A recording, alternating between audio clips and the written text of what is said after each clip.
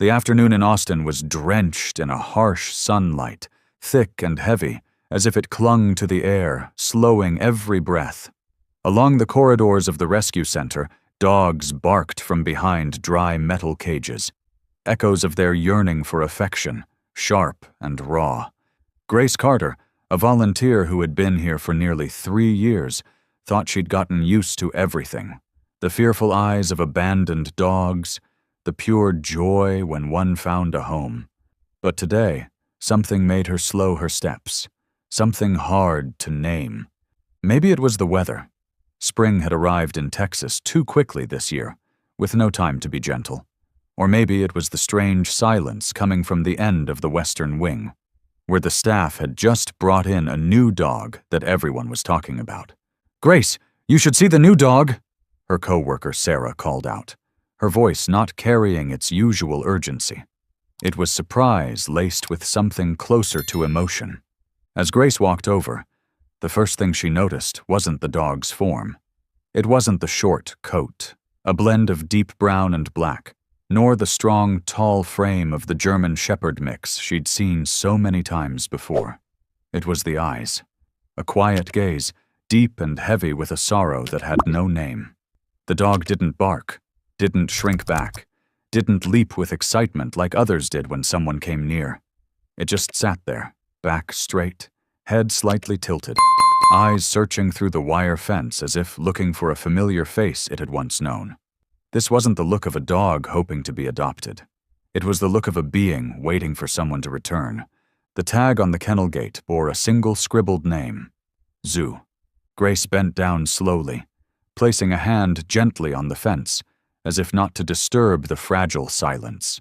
"Hey, sweet girl," she whispered, her voice softening without meaning to. Zoo didn't move, but her ears twitched. Then, almost without invitation, she stepped closer. No tail wag, no whimper, just a light touch of her nose against Grace's fingers through the gap in the fence. A touch so faint it hardly counted as contact, yet it sent a sharp pang through Grace's chest. In that moment, Grace knew this dog wasn't like any other she had met. Not just because of her calm demeanor or eyes that looked as if they had lived many lives, but because of her presence. A presence you couldn't look away from. That made you feel as if walking away meant losing something sacred. Zoo didn't just need a home. She carried a story, perhaps of separation, of loss, or simply of a love that had once been immense. And even though Grace knew nothing about her past, she felt as if she had just stepped into an unfinished chapter of a life. A door had closed somewhere, and somehow she now held the key. Sometimes emotions don't need words. Just a look, like Zoo's, can make you stop, listen, and believe that some creatures are here to reach the most fragile parts of who we are.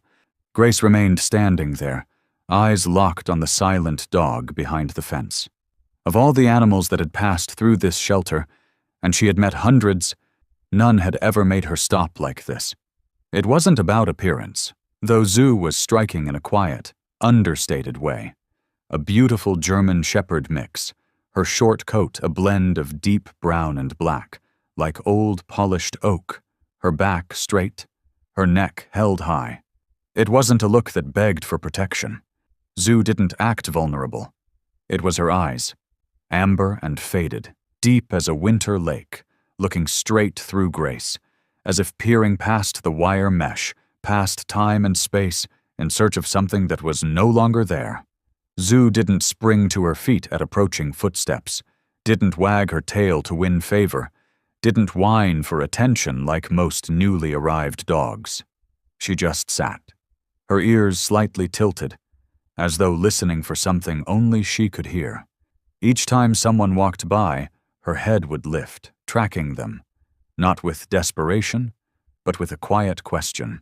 "Is it you?" And each time, as the strangers passed without stopping, Zoo's eyes would slowly drop, another quiet disappointment. Not enough to break her, just enough to make her quieter. Grace noticed every small motion, the way Zoo sat neatly, never sprawling out like dogs that had given up hope. The way she tucked her paws in, still maintaining a certain poise, like a habit left over from someone who once loved her well. Each tilt of the head, each glance, seemed to say, this was not a dog abandoned for misbehavior, but one left behind for reasons too painful to speak. "Zoo's not like the others," Sarah said softly from behind. "No chip, no collar. But the people said she jumped into their yard like she was running from something. They said she looked sad. Sad like a person." Grace didn't reply. She crouched down to meet Zoo's gaze, and just looked. The way Zoo looked back made something catch in Grace's throat. She didn't blink nervously, didn't avert her eyes as if trust had been shattered. She looked directly at Grace, not pleading, but with a calm acceptance that hurt to see, as if to say, "If you understand, then you already know. I don't need to explain." This wasn't the gaze of a lost animal. It was the gaze of a soul holding on to its last memory, like a piece of silk about to be carried away by wind, trying to keep it safe in trembling hands. Zoo didn't move, only looked. But in that gaze, Grace felt herself being pulled into something bigger than a rescue case. She scanned the kennel. Zoo's water bowl was full, her food untouched. No claw marks, no frantic pacing. Only one item lay in the corner. A small, pale blue cloth, old but clean, carefully placed, as though someone had taken time to fold it before leaving. Grace stared at it, then back at Zoo. Her heart clenched. A stray wouldn't guard something like that. And if someone had cared enough to give her something so personal, why was she here? The question didn't need an answer, because in Zoo's eyes, Grace saw part of it. She wasn't lost. She'd been left behind, not out of neglect, but by circumstances even she didn't fully understand. And the most heartbreaking part was, she didn't blame anyone. She was just waiting. A breeze moved gently through the long hallway, carrying the scent of sunlight and the old wood of rusted doors. For a moment, Grace felt as if she were standing inside a room full of unsent letters. And Zoo, somehow, was the keeper of everyone. She lowered her head. "I'm not going anywhere," she said softly, not sure if she was promising Zoo or herself. Behind the fence, Zoo's ears twitched slightly, and for a brief, fleeting second, her eyes softened, not because she trusted right away, but because, for the first time in many days, someone had stopped long enough to see her. Some creatures don't tell stories with sound, they tell them with their eyes. And if we're patient enough to listen, we'll realize those eyes hold whole worlds of unspoken truths, where memories are still intact, where loyalty hasn't broken, and where love is still waiting to come home. And then, as if answering that wordless whisper, Zoo slowly stepped forward. Not hurried, not anxious, each movement gentle, as if walking on water.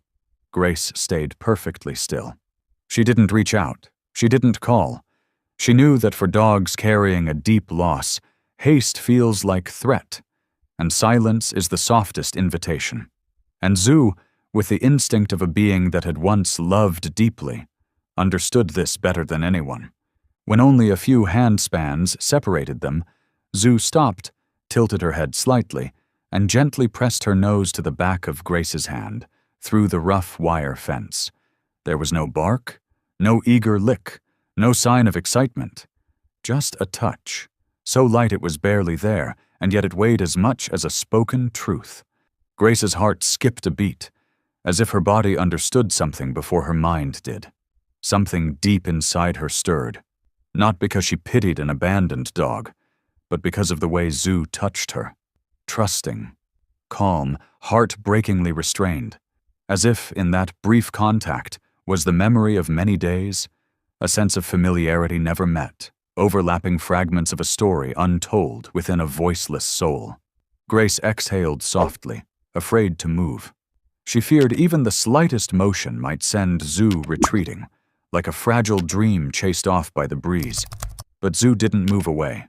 Her amber eyes softened, no longer searching for anything beyond this moment. Her ears relaxed, her shoulders dropped, her body beginning to believe it was safe.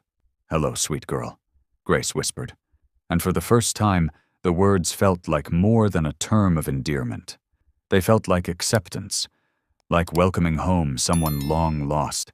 Sarah stood at the end of the corridor, still frozen. "Did you see that?" she said, her voice like wind. "Zoo's never come close to anyone like that, not once." And Grace knew. It wasn't coincidence. Zoo had chosen. When she slowly moved her hand to touch the fence, Zoo didn't back away. She pressed her head closer, as if trying to get just a little nearer, as though the metal bars were the final line between what she had lost and what she hoped to find again. A small sound came from deep in Zoo's throat, not quite a whimper, more of a sigh, a release of the loneliness she had carried too long. Amid all the noise in the row of kennels, the barking, the scraping, the urgent bodies vying for attention, Grace and Zoo created a silence so deep it felt sacred. One human, one dog, one moment. No explanations needed, no reasons required. Just a quiet connection, like the meeting of two hearts that had once been broken, now finding each other again. Grace slowly pulled her hand back, her gaze never leaving the eyes that looked at her as if she were the only person in the world. She knew that feeling. The feeling when a soul that had closed itself to the world opened again, but only for you. Zoo sat down, her eyes still locked on Grace. The rhythm of her breathing, steady, unhurried, showed a strange kind of peace. Not the peace of rescue, but of recognition. Like she'd just seen something buried in her memory come to life. Maybe Grace wasn't the one, but she was someone like the one. The voice, the eyes, the way she sat without asking anything. Zoo had once known someone like that, and today she felt that presence again. Grace stood up slowly, still not turning away. Before leaving, she spoke again, not as a promise, but as a quiet vow to herself. "I won't give up. Wherever you came from, whoever let go of you will find the truth. And maybe we'll find each other too." Zoo didn't move, but her ears twitched slightly, her head tilted. And in that moment, her eyes, though still heavy with sorrow, gleamed with the faintest glimmer, like a single golden dust mote slipping through a crack in time. Some touches don't need skin, only presence. And there are looks not meant to ask, but to remind us. Some souls exist to make our hearts ache, and quietly open the door for something miraculous to walk in. As Grace walked away from Zoo's kennel, her steps still carried the same slow rhythm as when she had been sitting in front of her. She passed other cages, where barks, scratching, and pleading eyes had weighed on her heart for 3 years. But today, everything else blurred behind the amber gaze that had quietly knocked on a door long closed in her heart. A place untouched for a long time. Back at her small desk at the end of the intake room, Grace sat quietly for a long moment in front of the computer screen. Her hands rested on the keyboard, but didn't type. She was listening, not to the sounds outside, but to the echo still lingering in her chest from when Zoo pressed her head into her hand. Such a simple touch, yet so heavy with memory and trust. Grace knew she couldn't just sit there and do nothing. Zoo couldn't become just another forgotten file in a database. Something about that dog told her its past wasn't simply a case of abandonment. Zoo had been someone's everything, a part of a family, a child's world, a deeply rooted memory. And now what Zoo needed wasn't just a roof over her head, but a chance to return, to be recognized, or at the very least to have her story acknowledged as something that mattered. Grace opened the shelter's social media page, usually filled with adoption appeals that vanished into the noise. But this time, she knew she had to do something different. She didn't write it like a listing. No breed, no age, no weight. Instead, she began with a line that came from the heart. "Today, I saw a pair of eyes that stopped me in my tracks, not out of fear or excitement, but because of a beautiful sadness, a silent waiting from a dog named Zoo, just brought into our shelter." The words poured out like slow raindrops off a rooftop, gentle, hesitant, but carrying something too deep to keep inside. Grace described Zoo not through facts, but feelings. How she didn't bark, didn't beg, didn't ask to be touched. She spoke of those eyes, eyes that had once been loved and still believed that love hadn't disappeared, just lost its way. She didn't call it an adoption post. Instead, she wrote, "We don't believe Zoo was abandoned. Maybe she's trying to find her way back. If you've ever seen this little girl, if you've ever loved a dog whose eyes could speak, or if your heart stirs even a little when you look at this image, please help us find the missing pieces. Maybe someone out there is waiting for this." She attached 3 photos. One taken from a distance, Zoo sitting silently in her kennel, a shaft of sunlight cutting through the wire fence, casting a gentle glow across her dark brown fur like a thread of gold brushed onto her back. One close-up, her eyes, not bright but subdued, amber like smoke and quiet fire, holding the depth of things that had never been spoken aloud. And the last, an image Grace had taken secretly, just after the moment their hands met through the fence. Zoo standing close to the bars, ears slightly down, eyes focused on Grace, not with longing, not with demand, but with pure presence. When she clicked post, the room remained still. The only sound the soft whirring of the ceiling fan overhead. But Grace felt as though she had just laid the first stone in building a bridge from silence to connection, from isolation to understanding. She didn't know what would happen next. She wasn't expecting a miracle, but she believed that when a story is told with sincerity and true emotion, it will find its way to the hearts that need to hear it. What Grace couldn't have predicted was this, that those few simple lines, written on a sweltering afternoon at the rescue center, would soon become the spark that set off a series of unexpected events, where Zoo wouldn't just rediscover who she was, but would also help heal things thought to be irreparably broken, between 2 families who believed they were strangers. Every story begins with a moment, and sometimes all we have to do is tell it with a heart wide open, because somewhere, out there might be another heart quietly waiting to be called by name. By the time Grace left the shelter that evening, the Austin sky had faded into a pale lavender, smoky and soft as it blended into dusk. In her palm, she could still feel the chill of the wire fence, where Zoo had pressed her nose into her hand. That gentle touch lingered like something sacred, as if something had passed through skin and settled deep in memory. She didn't sleep when she got home. Her laptop stayed open, her phone beside her, eyes fixed on the post about Zoo. She wasn't sure why she kept watching. Maybe instinct, maybe something unnamed was quietly urging her on. And then, like a quiet but relentless wave, the post began to spread. First came the shares from the shelter's regular followers, encouraging words, emotional reactions. But then comments started to appear that made Grace sit upright.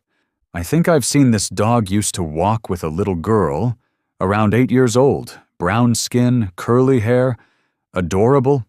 The 2 of them were always together.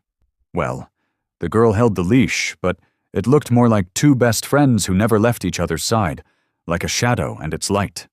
The comment was from Margaret Dawson, an older woman who seemed to be a long-time resident. Grace immediately clicked on the profile. It was real. A listed address in Oak Haven, just 10 minutes from the shelter. She sent a message that night, her tone both clear and urgent. "Hi, Ms. Margaret. My name is Grace. I'm a volunteer at the Austin Animal Rescue Center. Could you tell me more about the girl and the dog you saw? Even the smallest details might be really important in this case." While waiting for a reply, Grace opened the photo of Zoo again. This time she zoomed in on her eyes. Those smoky amber eyes held a weight even language couldn't capture. Not simple sadness, but a kind of longing so deeply ingrained it had become a part of her. As if every breath Zoo took still carried the shape of someone she believed would return. Grace reread the intake notes. A line that once seemed insignificant suddenly jumped out with sharp clarity. "No reaction to new toys, but when she saw an old toy in the yard, A yellow rubber bone. She stared at it for 15 minutes without looking away. Shows deep emotional attachment to the object. Grace froze. A toy? A yellow rubber bone. Simple, ordinary, but enough to hold the attention of a dog otherwise withdrawn and distant for 15 whole minutes.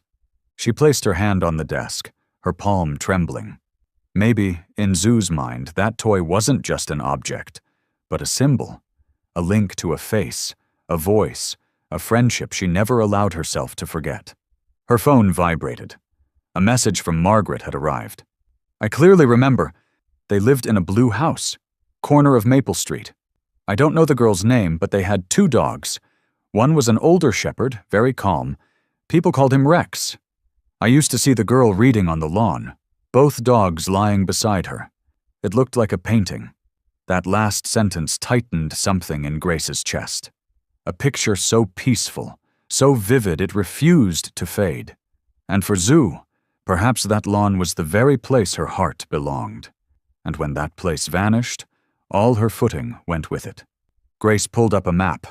Maple Street, Austin. Slowly she scanned for the blue house, a small corner of the city, but maybe once an entire world for a child and 2 dogs. She wondered, where is Rex now? Is that family still there? And if they're gone, did they cry when they had to leave Zoo? Or did they slip away in silence, leaving her eyes turned toward an empty gate, forever waiting? Grace turned to look at Zoo through the office window. The kennel lights had dimmed, just a soft glow at the far end of the hallway. In that light, Zoo still sat in the same position, back straight, eyes facing outward, as if all night she hadn't moved an inch, a posture both steadfast and heartbreakingly vulnerable. When memory lives on in the eyes of a dog, it means love was never left behind. And anyone who stops long enough to truly listen can hear an entire story told not in words, but in waiting that never left. Grace didn't sleep that night. The cold white lights in the shelter's back office stayed on past midnight. In that stillness, she sat alone before the glowing screen, where Zoo's story was slowly unfolding, like a silent diary written in glances and gestures. Margaret's message, the blue house on Maple Street, the curly-haired girl, the old shepherd named Rex, all of it now illuminated by one haunting detail, a yellow rubber bone. Grace reopened the intake report. What had once seemed like a generic behavioral note now read like a wound on the page. No response to new toys. Paused for a long time in front of an old yellow rubber bone found in the yard where she was picked up. Did not touch it. Stared at it for over 15 minutes. She opened the field images saved by the rescue team. In one photo, among dry grass and fallen oak leaves, the toy appeared. A rubber bone, its yellow faded by sun and time, one end frayed. It lay lifeless on the ground, an object of no consequence. But then Grace noticed Zoo in the background. Still upright, eyes locked on that object. Suddenly, it was no longer just a toy. Zoo didn't approach, didn't sniff, didn't play. She only sat, perfectly still, watching it like someone mourning something sacred. Grace zoomed in, focusing on Zoo's face. Her amber eyes reflected no panic, no fear, just a quiet sorrow so deeply human it made Grace's breath catch. As if Zoo already understood that what had been lost couldn't be brought back, but still chose to be near what remained. A toy doesn't traumatize a dog, but it can make one ache deeply. If that toy once belonged to a friend, a sibling, or even a mentor, its presence becomes a lifeline to memory, a silent bridge between then and now. The name Rex surfaced again in her mind. Margaret had described him.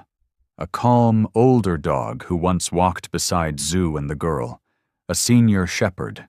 He could have been the true owner of that toy. He could have been the one who taught Zoo how to walk beside someone without a leash, how to sit quietly next to a person without being called. And one day, Rex simply vanished from the picture. Grace sat for a long time, wrapped in that thought. She imagined a young dog, not yet able to grasp the concept of death, searching for her friend every day, returning to the same corner of the yard, to the toy that still smelled faintly of companionship. And when others stopped grieving, when the girl finished crying, when the adults packed away old photos, Zoo remained. She kept vigil beside that toy, like a ceremony that had no words. Grace rose in silence. It was 2 a.m., but she couldn't wait for morning. She printed the photo of the toy, walked the quiet hallway toward Zoo's kennel. Her rubber-soled shoes tapped gently on the floor, mingling with the soft, sleepy breathing of the dogs around her. Zoo was still awake. She didn't stir, didn't bark. She only lifted her head as Grace approached.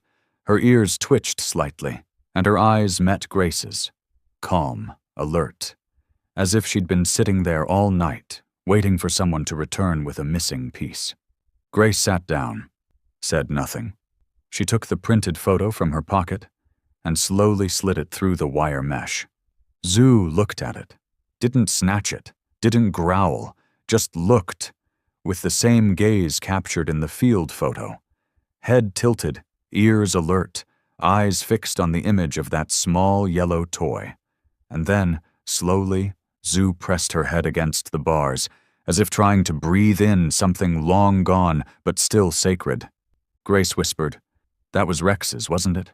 Zoo didn't nod, didn't wag her tail, but her eyes softened, and a quiet exhale escaped her, like a thread of memory finally loosened from its knot. In that moment, Grace knew she was right. The toy wasn't just a clue, it was a symbol of friendship, of home, of a past Zoo had never truly left behind. No matter how much time had passed, no matter who had tried to forget, Zoo, in her way, still held on. She had returned, and she was still hoping someone might care enough to understand. In a world full of forgotten things, one dog still remembered, and when she looked at that worn yellow toy, she didn't see rubber or dirt. She saw sunny afternoons. She heard laughter. She saw the silhouette of a friend now gone. And more than anything, she saw herself in a time when she had never been alone. Returning from the storage room with the printed photo of the old toy, Grace once again stood in front of Zoo's kennel. The dim light of the night lamps now faded into thin golden strands across the cement floor. She knew she couldn't solve everything in one night. But what had happened? From the way Zoo looked at the toy, to the way she gently pressed her forehead against the bars, was enough for Grace to understand. This journey had truly begun. Zoo was still awake. She didn't seem tired, didn't doze like the other dogs around her.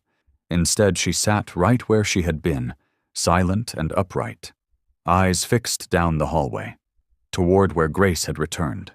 The way she waited didn't resemble a dog hoping for food or affection. It was as if she was guarding a memory, afraid that if she closed her eyes, it would disappear again. Grace sat down, slowly and carefully, like someone stepping into a sacred space. She didn't immediately hold up the photo again. Instead, she sat in silence, watching Zoo, not with the eyes of a shelter volunteer, but with the intuition of someone who had known loss and understood that some wounds didn't need fixing, only someone to sit beside them. Zoo looked at her, not with excitement, not by leaning in, just with quiet eyes. And in that stillness, Grace saw something deeply mature. Zoo didn't beg. She didn't cling. She wasn't desperate. She had made peace with loss. But strangely, she still waited. And Grace, with all the gentleness in her voice, whispered, "We're going to find the truth, I promise." There was no sound in response. But what happened next made her freeze. Zoo tilted her head, just slightly, almost instinctively. But in that small gesture was something ancient and raw. In those amber eyes, something shifted, real, visible, like a thread of hope slipping through after days of darkness.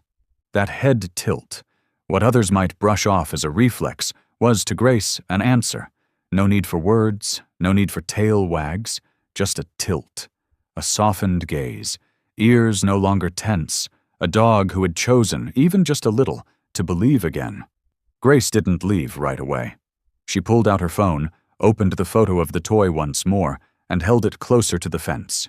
Zoo looked, then slowly stepped forward and pressed her forehead against the bars, right where the photo touched, as if the memory, that image, was being relived through her eyes, as if Grace was the only one who had ever cared to preserve what others overlooked. Grace let out a quiet sigh, more like a prayer than breath, a silent offering for a soul too used to loneliness. "We're doing this together, okay?" she whispered again, her eyes steady and soft, the kind of gaze only someone who had witnessed a spirit break could hold with conviction. Zhu didn't respond right away. But then, after a beat of stillness, she stepped back slightly, then lay down, chin resting on her front paws, eyes still on Grace, now softer, calmer. It wasn't defeat. It wasn't weariness. It was acceptance, a gift of trust, fragile but real. As Grace stood, she didn't turn away quickly. She stepped back slowly, as though each movement might shatter the fragile space of trust they'd built.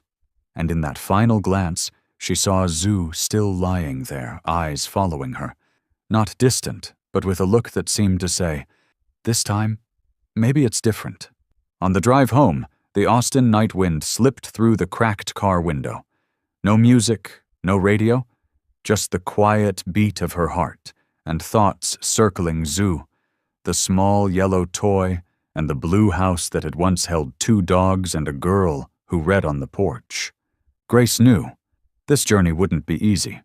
But after that head tilt, after that quiet press against the bars, she was no longer alone.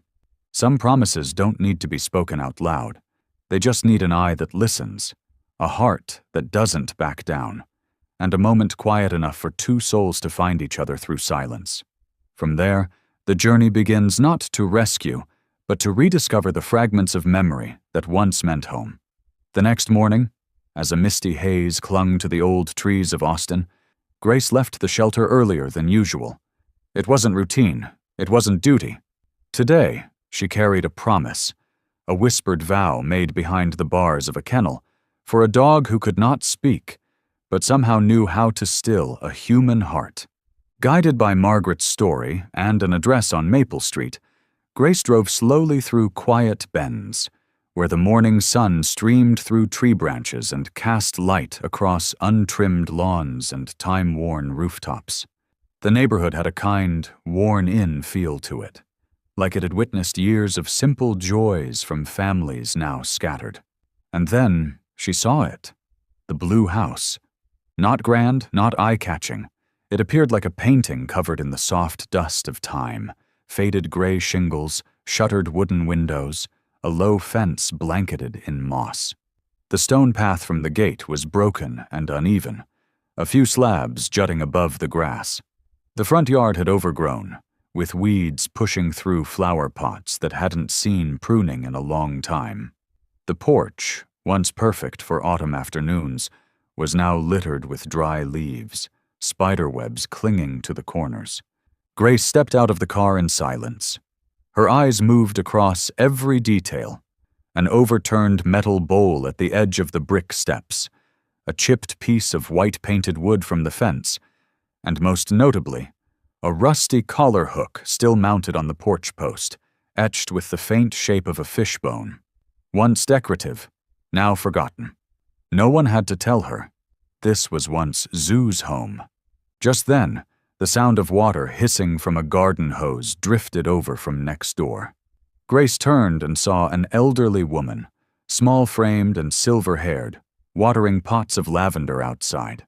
The woman noticed Grace standing by the gate and walked over, her face kind and curious. "Looking for the Winters house?" she asked. Grace nodded gently. "Yes, I'm from the Austin Animal Rescue Center. I think I've met a dog who used to live here." She pulled out her phone and showed the woman the photo of Zhu from the night before, forehead pressed to the bars, eyes caught in memory. The woman stared at the screen for a long while, then nodded slowly. Her eyes glistened. "That's her. Her name was Zuzu. When they first got her, she was just a tiny thing. The Winters called her Little Rex. She followed their old shepherd everywhere, never more than a step apart." Grace swallowed hard. They walked together every evening, One time it drizzled, and I saw little Sophie wrap a scarf around Zuzu, holding an umbrella for her. She'd sit on the porch reading, singing softly, and Rex would lie beside them, eyes half closed like he was listening to a fairy tale.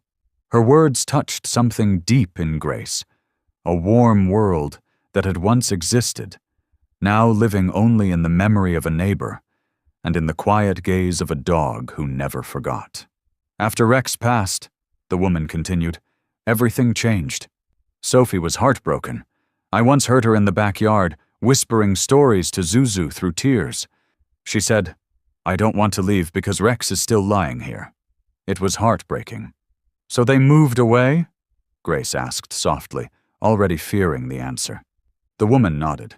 Sophie's father lost his job. Her mother was in a car accident, had to give up her main work. They couldn't afford the house anymore. I heard they moved to an apartment complex in the east, no pets allowed. They left Zuzu temporarily with the Hendersons nearby. But just days later the little one escaped, ran across the neighborhood to come back here. Grace suddenly remembered the note in Zoo's intake file. Dog jumped into Henderson's backyard. Origin unknown. So she wasn't lost. She had returned home. Even though no one was there. Even though the door was locked. Even though the yard had grown wild. She still came back, still searched for traces of Rex, of Sophie, of those summers filled with laughter on the porch. Grace said nothing more. She thanked the woman with her eyes, then quietly approached the gate. The rusted gate moaned under her touch, and something stirred in her. Like Zoo herself had once stood here at twilight, staring into an empty yard, waiting for someone who never came. She placed her hand on the weathered wood, closed her eyes, and whispered inwardly, Zoo, I've found the place you called home. And if I can't bring you back here, I promise to bring what you love back to you. In the hush, a breeze drifted through, nudging the rusty collar hook to swing. A soft metallic clink rang out, a gentle chime of the past knocking on the door of the present. Some houses don't need lights turned on to be home. All it takes is a dog who remembers, a person willing to return, and a promise that's never forgotten. Because the place that was once home will always be home even if time fades the paint, even if the yard grows wild, even if no one's been there for a very long time. As Grace stepped away from the blue house on Maple Street, the old gate creaked gently behind her, like a sigh closing a chapter long asleep. But inside her, that past had begun to wake. The pieces were no longer scattered. They were slowly coming together, quietly, with emotion. And at the center of it all was a girl named Sophie. The elderly neighbor had spoken her name in a breath as soft as memory, as if Sophie once filled this peaceful street with laughter every afternoon. Sophie Winters, a little girl with curly brown hair, often seen in a blue sweater, barefoot in the backyard where Rex and Zoo used to lie side by side. But what lingered in Grace's mind most was the quiet way the woman had said, after Rex passed, Sophie hardly spoke to anyone. She just sat out back, leaned in close to Zoo, and whispered, like Zoo was the only one left who understood her. Grace drove slowly back to the rescue center, the image looping in her mind. A small girl, arms around a dog's neck, whispering things no adult could hear, words that lived only in a world shared by two children. Zoo had been just a pup then. But Grace had no doubt. In her heart, Sophie had become her anchor after Rex was gone. And when Sophie disappeared too, Zoo hadn't just lost a friend. She had lost the very reason to call a place home. Back at the center, Grace didn't head to her office. She detoured to the kennels, where Zoo, as always, sat silently on her old fabric bed, her eyes fixed down the corridor, staring at nothing but shadows, and the quiet breathing of other souls also waiting. Grace sat without speaking. She simply looked at Zoo, longer than usual, then pulled out the small folded piece of paper the old neighbor had given her before she left. Sophie was a special child, the woman had said. I don't think she ever truly said goodbye to Zoo. If anyone can reach her heart again, it's Zoo. Inside the paper was the Winters' new address, An apartment complex on the east side of the city. No dogs allowed. No lawn.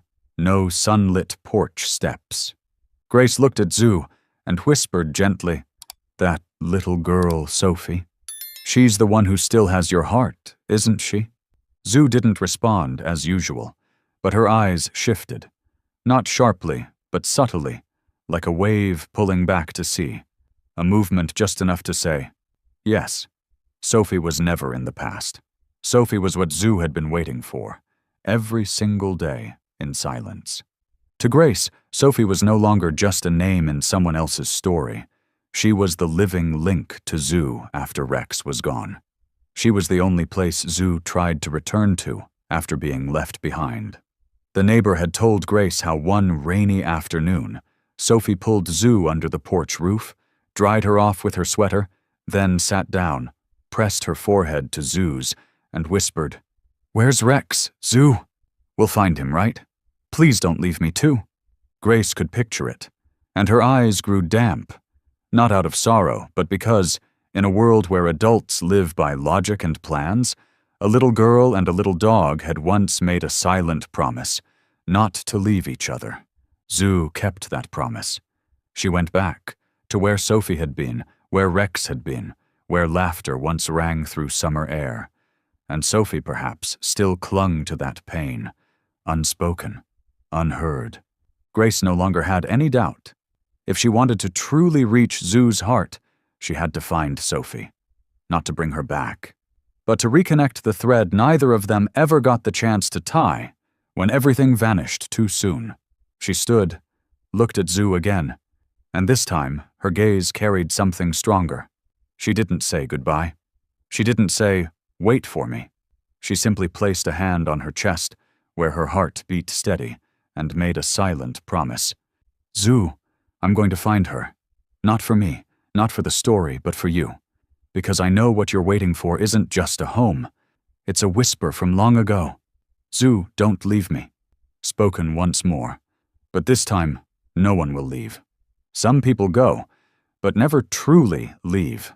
They remain in a dog's eyes, on moss-covered steps, in a rusted water bowl. Sophie wasn't just a girl who once lived on Maple Street. She was the last place Zoo's heart decided to stay. And maybe that heart was still waiting for Zoo in a quiet corner of the world, still calling her name. After leaving the shelter that windless afternoon, Grace didn't head straight home. She sat in her car for a long while, the paper with Sophie's address still clenched in her hand. Outside, the sun dipped low, its light fading across the windshield like paint dissolving on a canvas. In her mind, Zoo and Sophie were always together. Two children with nowhere left to lean on but each other. The address led to a high-rise apartment complex with plain white walls, wedged beside a busy street in East Austin. No lawns, no porch steps, no shade where a dog might stretch out under the fading sun. The apartment was on the 3rd floor, in the corner. Its windows faced a gas station across the road. Everything here felt cramped, temporary, and necessary, like the life of someone forced into choices they never wanted to make. Grace knocked, her heart beating slow but steady. The door opened. Standing there was a woman in her 40s. Thin, tired eyes, shoulders wrapped in a worn jacket. A woman who had been through too much for too long. "I'm sorry to bother you," Grace said softly. "I'm with the Austin Animal Rescue Center. I believe I'm caring for a dog that used to belong to your family." The woman froze. Her eyes widened with recognition, and then fell into something heavier. "Zuzu," she whispered. The name escaped like a wound reopening. Grace nodded. She invited Grace in. The apartment was small. The air smelled faintly of soap and weak tea. Scattered belongings filled the space without much order. In the corner, a girl sat silently. Sophie. No longer a child with bouncing curls or a carefree smile. She clutched an old book, staring out the window at nothing but gray sky. Her mother sat down first. Her voice cracked as though holding too much for too long. "We didn't have a choice," she began, slow and aching. "My husband lost his job. I had to quit after the car accident. Everything unraveled so fast we couldn't stop it. The house was foreclosed. My health got worse. And when we moved here, they were clear. No pets allowed. No exceptions. Not even temporary. Sophie's grip on the book tightened. She didn't turn around. But Grace noticed the faint tremble in her shoulders. I tried to explain to her, the mother said. Told her we could find Zuzu a better home, a family who'd love her. But Sophie... Her voice broke. It took a while to continue. She didn't speak to me for a week. She slept in the backyard with Zuzu every night, crying until she passed out. That last night I overheard her whisper to Zuzu, "You'll wait for me, won't you? I'll find you, even if no one else does." Grace swallowed hard. "Did you know?" she said, her voice light as a leaf crossing a tabletop. "Zoo is still waiting?" Since the day she arrived at the shelter, she hasn't slept through a single night. New toys don't interest her. She just stares, then turns away. But whenever I show her the photo of the old toy that once belonged to Rex, she lowers her head, as if she's listening for a sound only she can hear, as if she's still searching for a voice only she knows. Sophie turned at that. She looked at Grace, her eyes wide, full of feeling, but she said nothing. She leaned forward, as if to hear more clearly. "Zoo came back," Grace continued. "She didn't run away, she returned. She jumped into a stranger's yard, walked streets no dog should walk alone, just to go home, to find what was left of you. Even if the house was empty, even if the door was locked, even if everyone said it wasn't possible." The mother lowered her head. A tear slid silently into her hand. Grace spoke slowly now, as though building a bridge between two aching hearts. "I didn't come here to blame anyone. I came because I believe, if there's anyone in the world who can remind Zoo that life is still worth trusting, it's Sophie. And if Sophie is still waiting for a promise to be kept, then I believe that time is now." A hush fell over the room. Sophie stood slowly, step by step, and walked closer. She didn't look at Grace. She turned to her mother. "Can I see Zoo again?" And in that question there was no anger, no accusation, only a quiet faith, once buried deep, now gently resurfacing for the sake of a dog who never turned her back. Some goodbyes don't happen because love fades, but because life forces us to act against our hearts. But the beautiful truth is, real love never disappears. It just gets lost waiting patiently for someone brave enough to bring it home. On the drive back to the shelter, Grace sat still in her parked car for several minutes after arriving. The gray sky dragged its clouds slowly across the skyline, and the rescue center's weathered windows reflected the image of a young woman holding a story with no ending. Yet, her meeting with Sophie left her heart heavy, but it also lit a small flicker at the end of the road.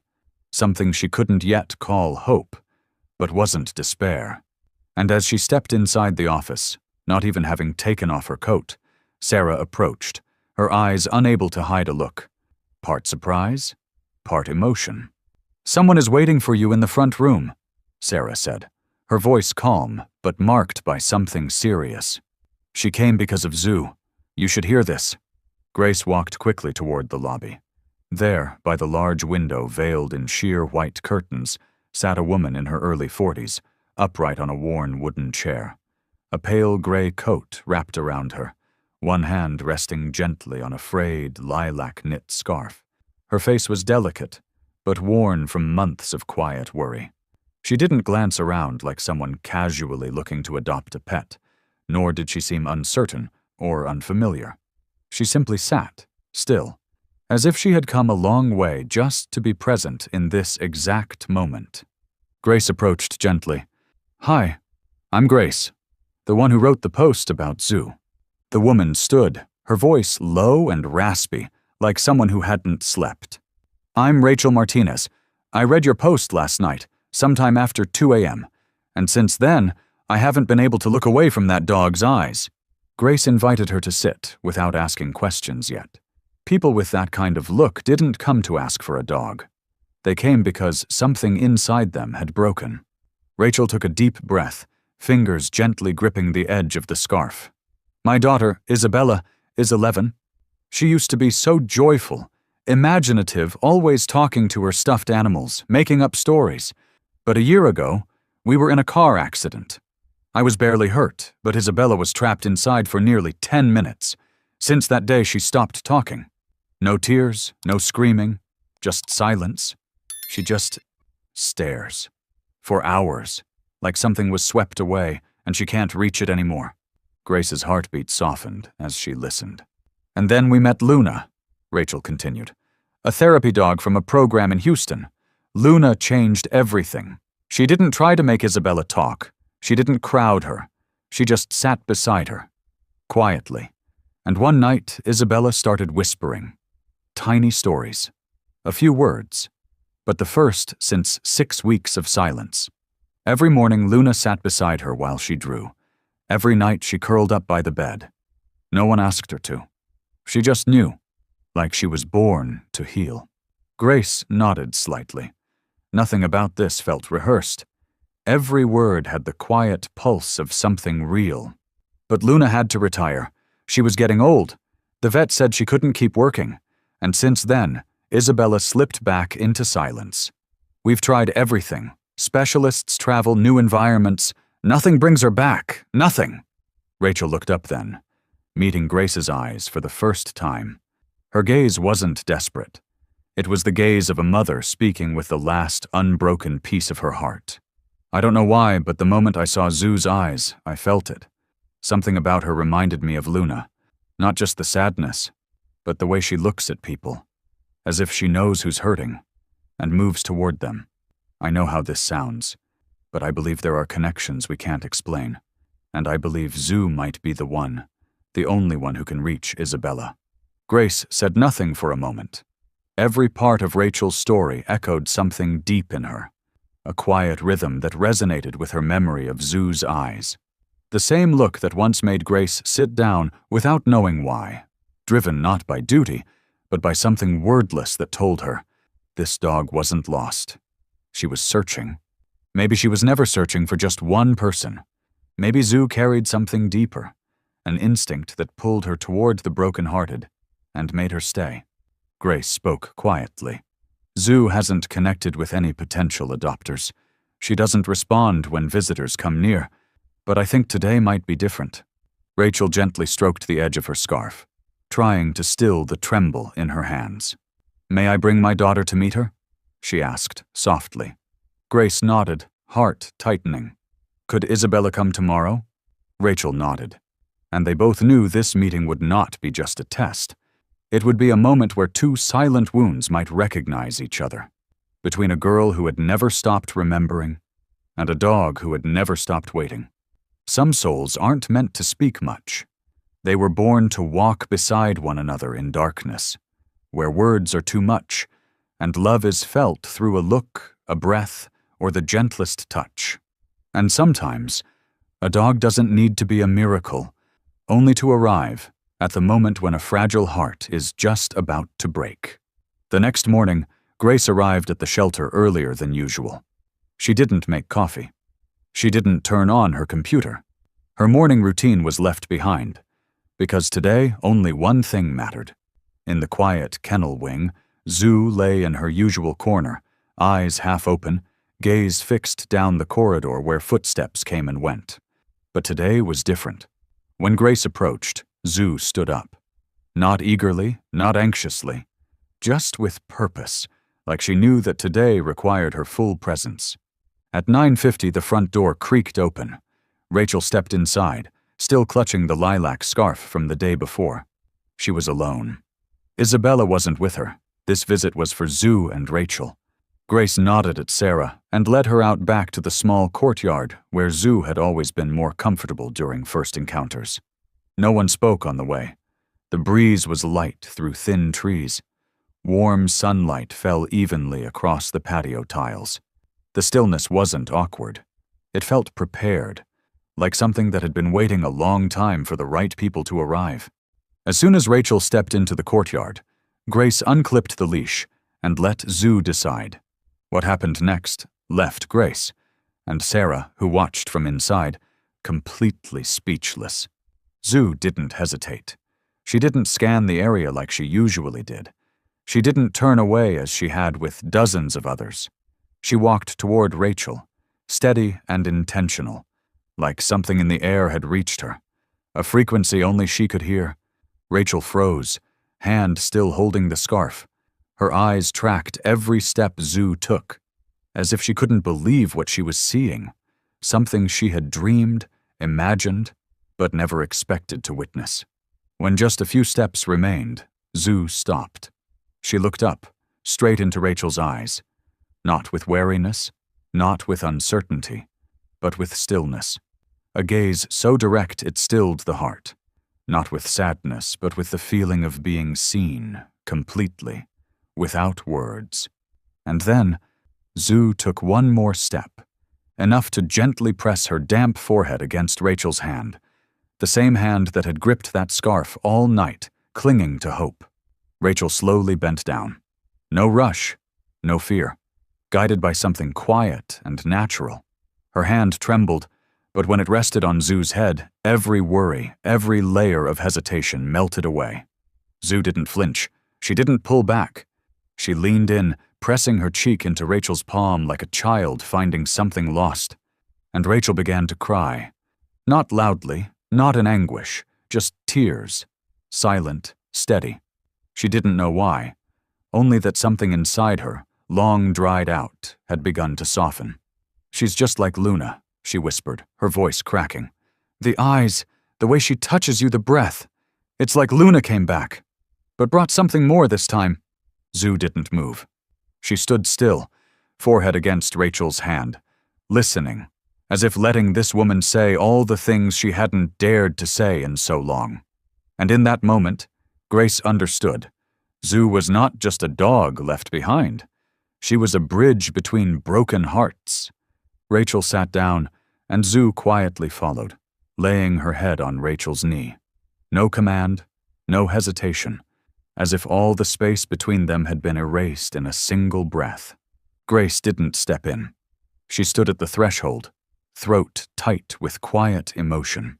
Some might call it coincidence. Others would say Zoo was just behaving out of habit. But Grace knew, deeply, that some bonds can't be measured by logic. Some connections only exist between souls that have known pain and still choose to open up again. In a world full of wounds, sometimes all it takes is the gentle touch of a dog to be the first hand reaching into the dark. And sometimes, the miracle isn't that they arrived on time, but that they waited so patiently for someone to finally come back. The next morning, as the early sun dried streaks of dew along the eastern stone walls of the shelter courtyard, Grace stood by the window, her eyes on the empty yard below. A light breeze rustled the trees, as if preparing the space for something delicate, something sacred. Despite years of witnessing reunions and goodbyes, her heart still couldn't settle as she thought about today. A morning when a girl who barely spoke to anyone would meet a dog who had nearly stopped believing anyone would ever call her home again. Rachel arrived on time, composed and gentle like the day before. But today, by her side, was Isabella, a petite girl in a pale purple hoodie, clutching a worn photo frame to her chest. No greetings, no signs of shyness, just wide eyes that scanned the room as if asking, "Is this a place safe enough to leave a piece of my memory?" Grace stepped forward with a warm smile and soft eyes. She didn't speak much, just knelt slightly to greet Isabella with a quiet gaze. No pressure, no prompting, just presence, like a soft blanket gently laid across a cold night. Together, the three of them walked into the private meeting room, a small, cozy space with soft carpet, warm light, low chairs, and a few familiar toys scattered about.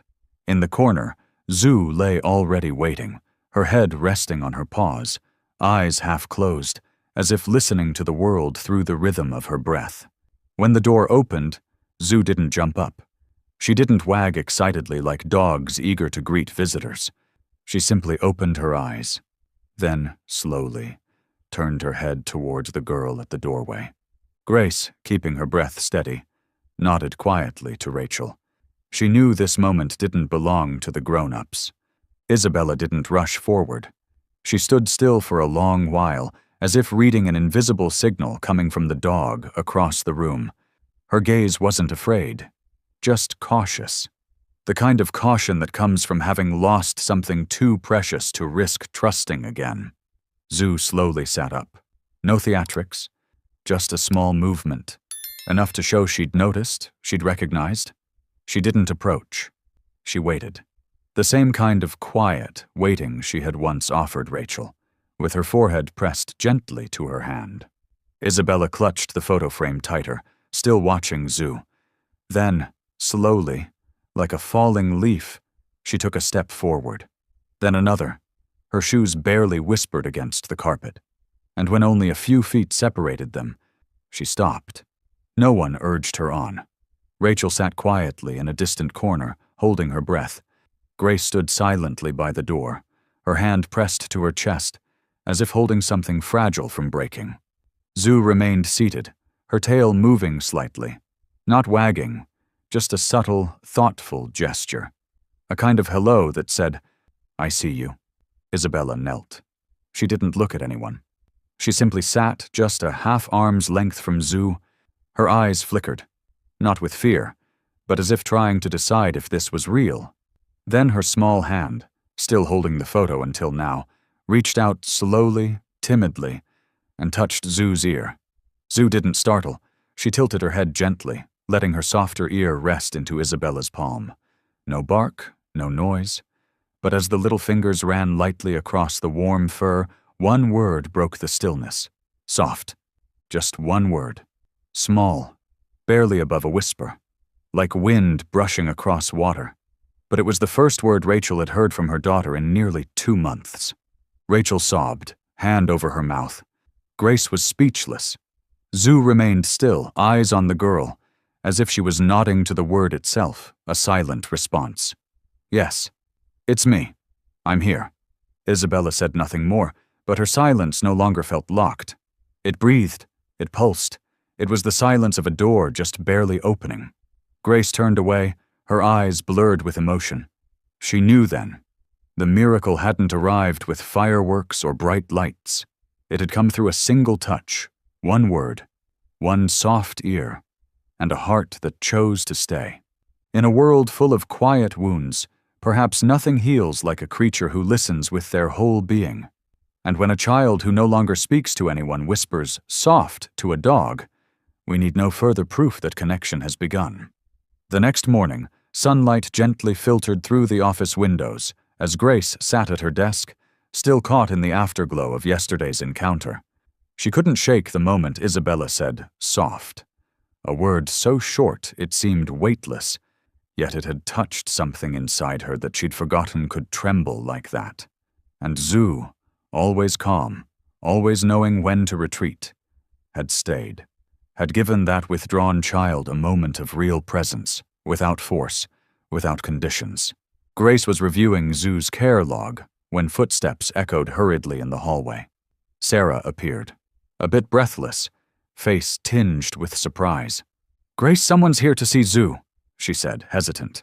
"It's the Winters family." Grace's heart skipped a beat. She stood immediately, moving towards the front room without another thought. When the door opened, she saw them. Sophie's mother, thin and worn, the same woman who once gripped her hands while describing her daughter's last moments with Zhu in the backyard. And beside her, a girl with loosely curled hair, teary eyes, and a well-loved stuffed animal clutched in her arms. Sophie. She stood quietly, but her body trembled slightly.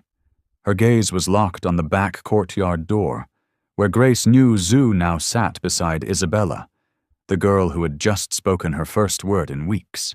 "What brings you here today?" Grace asked gently, walking toward Sophie with the same softness she had shown Isabella. "I read the post," Sophie's mother began. But before she could say more, Sophie interrupted, her voice uneven, as if she wouldn't be able to bear holding the words in any longer. "I just want to say goodbye." Grace felt her chest tighten. "I don't want to take Zhu away," Sophie continued, tears now streaming freely. "I know I can't. But I need her to know I still remember, that I never forgot her. I just need her to know that." Grace knelt, her eyes meeting Sophie's. No words were needed in that moment, only a quiet understanding between two hearts shaped forever by the same dog. She nodded, then led Sophie through the hallway and out into the small courtyard.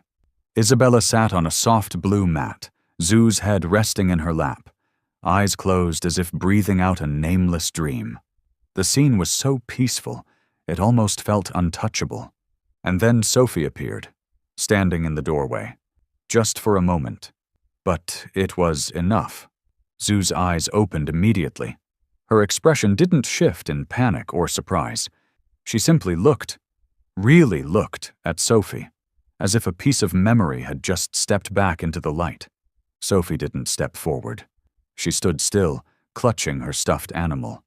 Zoo lifted her head, never taking her eyes off the girl. Then, slowly, she rose and walked toward her, each step gentle, hesitant, as if asking herself, is that little person still waiting, like she promised she would that last night in the backyard? When just one arm's length remained between them, Zoo stopped. Sophie stayed still. Then she knelt quietly and reached out, not to Zoo's head or back, but to the ear she used to stroke when whispering secrets in the yard. Zoo leaned forward into the hand. Both Grace and Rachel, watching from a distance, saw it. This wasn't just a goodbye. It was the closing of a chapter that had never truly ended. Now, it could finally exhale. Sophie wept, not in grief, but in the gentle release of a small heart that had once had to grow up too quickly, forced to say goodbye to the thing she loved most. Zoo, after a moment, turned and walked back to Isabella, lay down beside her again, tail giving a soft flick, as if to say, I'm still here, but you'll always be with me too. Some bonds don't need to be held tightly. They only need a moment to prove they once existed deep, honest, and unforgettable. And sometimes, healing doesn't come from keeping what's gone, but from seeing it move forward at peace in the right direction. The moment Sophie gently touched Zoo's ear and broke down in tears in the center courtyard, Grace stood quietly long after everyone else had left. In her mind, Zoo was no longer just a dog who had once been abandoned. She had become a presence, real, distinct, and slowly revealing herself as a character with depth and purpose, not someone who happened into these two girls' lives by accident, but by quiet design. Grace recalled Zoo's eyes when she looked at Sophie, not just recognition, but as if watching a memory being gently unwrapped and returned to its rightful keeper. And in that same gaze, Zoo had then turned toward Isabella, not out of confusion, but as if to say, the past matters, but it doesn't have to hold us. It can also be a peaceful goodbye. Back in her office, with sunlight slanting across the window and warming the wall where she hung pictures of dogs who had found their homes, Grace sat at her desk and opened Zoo's digital intake file. Her hands trembled slightly as she scrolled down to the bottom. There, barely noticed until now, was a faded note. Shepherd mix, possible Luna lineage, Houston therapy dog program. Her heart skipped a beat. Luna wasn't just a name. Luna was the dog. The therapy dog who had helped Isabella speak again. The beginning of everything Rachel once clung to during their darkest days. And now maybe, just maybe, Zoo was the continuation of that light. Grace didn't hesitate. The next morning, she drove for over an hour to a small veterinary clinic in the suburbs, marked only by a weathered wooden sign. As she stepped inside, the soft scent of peppermint oil and old paper greeted her. A tall, slender man with white hair was watering a cactus by the window. He turned at the sound of footsteps, his gaze gentle and familiar, like someone used to meeting people carrying more questions than answers. Grace asked his name. He nodded, offering a warm smile carved from years of compassion. Dr. Richard Hawkins. He had spent 3 decades working with the Houston Therapy Dog Program, and he was the one who had cared for Luna, from her earliest training to her retirement. Grace didn't waste time. She opened her laptop and showed him pictures of Zoo from every angle. She spoke plainly, sincerely. She described how Zoo reacted around children with emotional trauma. how she would remain quiet when needed, how she instinctively moved closer when someone was hurting, even when that person didn't know it yet. She spoke about Isabella, about Sophie, and how Zoo connected with both without hesitation, without retreat. Dr. Hawkins didn't interrupt. He simply listened, then turned to a drawer and pulled out an old, yellowed folder. After flipping through its contents, he placed a page on the table. It was Luna's breeding record from her final years. At the bottom, under the line "Final Litter Before Retirement," were 3 names. One of them, Zura, a name that might have been miswritten as Zoo during the transfer process. Next to the name were detailed notes: dark coat, amber eyes, highly sensitive to emotional signals, calm temperament, strong signs of empathy, known to seek out children in emotional distress. Grace didn't say a word. She simply placed her hand gently on the paper, like touching something sacred. It was confirmation. A once loose thread now anchored. Zoo was Luna's daughter, not just in blood, but in soul. She had inherited Luna's deep capacity to heal, to sense, to listen to the things no one says out loud. Grace understood then that nothing she had felt about Zoo had been imagined.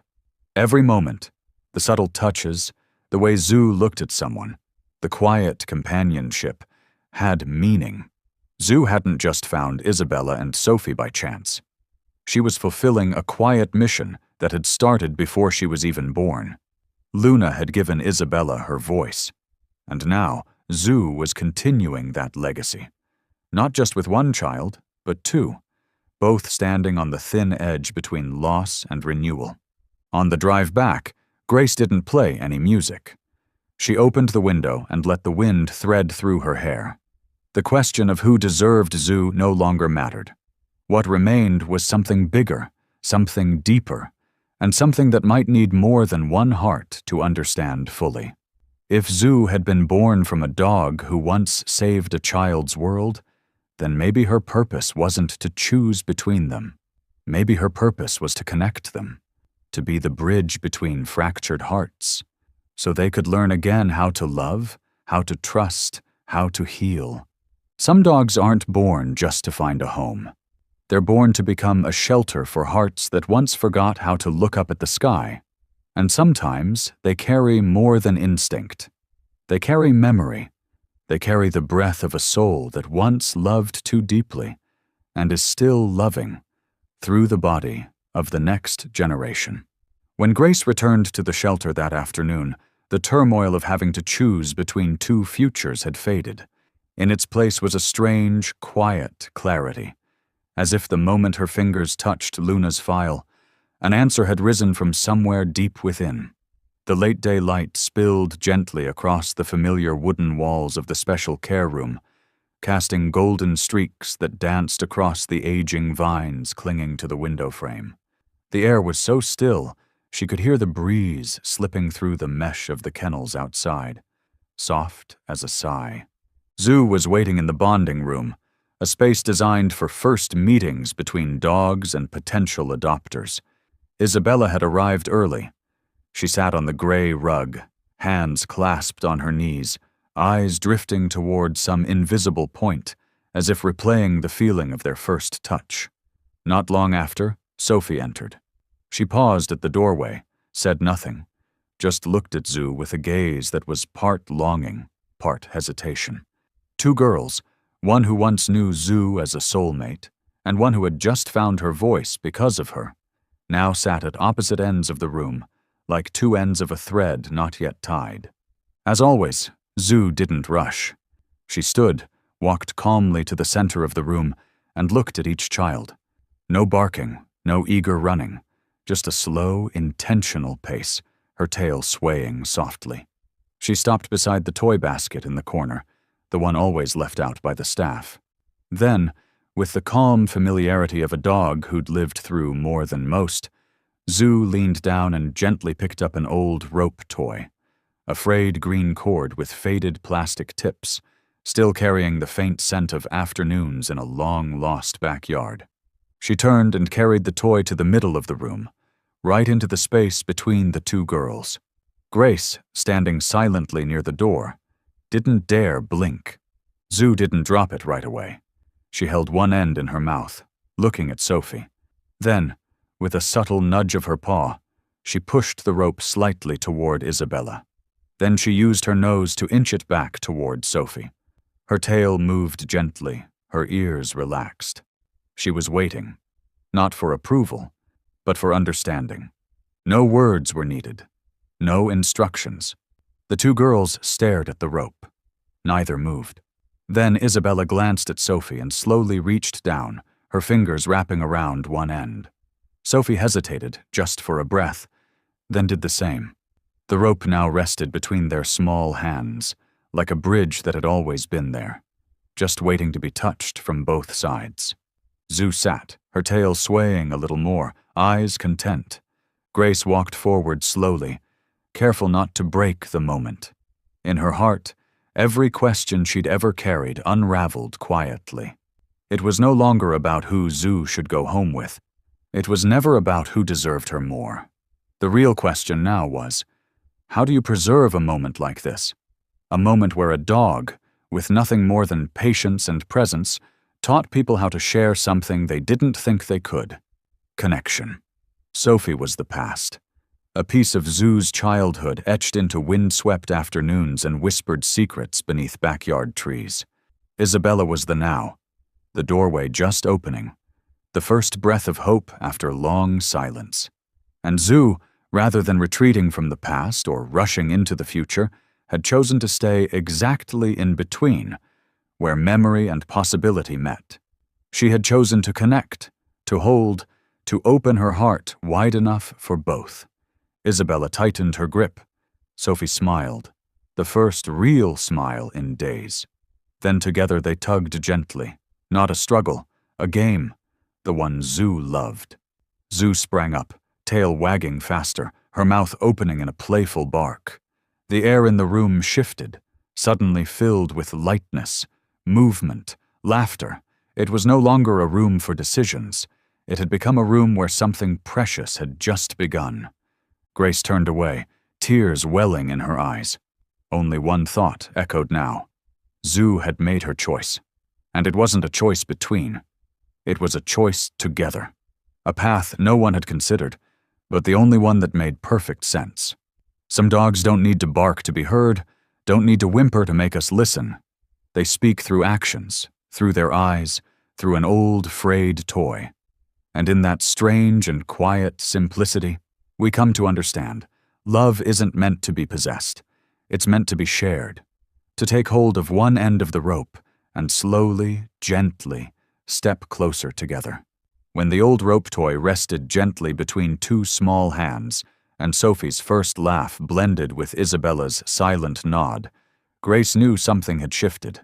The tension in the room was no longer about who would keep Zoo, but was slowly transforming into something gentler, something more hopeful. The question now was, is there a way for no one to have to say goodbye? Grace waited until the game ended, until Zoo lay stretched out between the two girls, breathing steadily, tail wagging lightly as both of them stroked his thick, soft fur. She walked over to the group of adults standing by the doorway, Rachel and the Winters couple, who had been watching in quiet awe and uncertainty. No one spoke.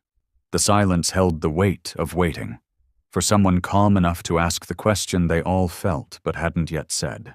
Grace took a soft breath and spoke, her voice gentle, like an idea that had formed over days of watching Zoo's gaze. I don't think we need to choose. All three adults turned to her, eyes full of questions but not surprise. It was as if they had all touched on that thought, but hadn't dared to speak it aloud. Zoo is special, Grace continued, her eyes still on the dog lying between the two girls. Not just because he listens or understands, but because he knows how to belong without being tied to just one place.